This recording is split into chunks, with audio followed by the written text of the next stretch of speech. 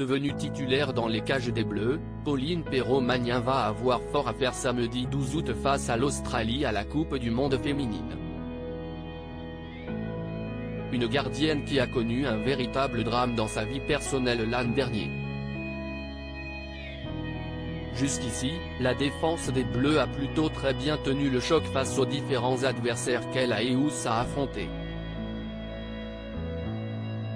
Malgré un but concédé face au Brésil, l'équipe de France fait preuve d'une très belle solidité, mais il faudra certainement une Pauline Perrot-Magnin des grands jours samedi 12 août lors du match face à l'Australie, en quart de finale de la Coupe du monde. Une rencontre face au pays hôte qui s'annonce très compliquée pour la gardienne de 31 ans, qui évolue actuellement à la Juventus Turin, en Italie. Si tout va pour le mieux aujourd'hui pour Pauline Perrot-Magnin, devenue gardienne numéro 1 des Bleus, elle a traversé une épreuve particulièrement horrible l'an dernier, en plein Euro avec l'équipe de France. La native de Lyon a appris le décès de son ancienne compagne, Camille, juste avant le début de la compétition.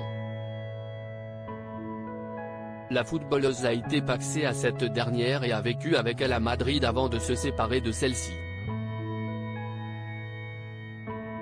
D'après les informations sorties dans la presse au moment du drame, la jeune femme de 27 ans était retrouvée morte dans un appartement de Turin, où vit la gardienne des Bleus. Cette dernière ne cesse de jamais exprimer publiquement sur cette histoire.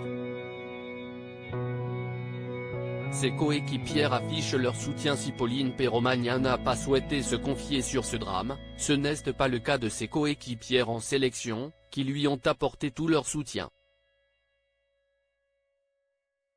Il y a de la solidarité entre nous, ça, si est sûr et certain. Après, si est sa vie privée, on ne va pas s'en mêler, a expliqué Sakina Karchaoui, latérale gauche de l'EDF, qui évolue au Paris Saint-Germain. Même son de cloche du côté de Sandy Toletti, venue au soutien de la gardienne des Bleus, l'équipe, le staff, tout le monde est avec elle. La Fédération française de football, FFF, a également tenu à faire une déclaration au moment des faits.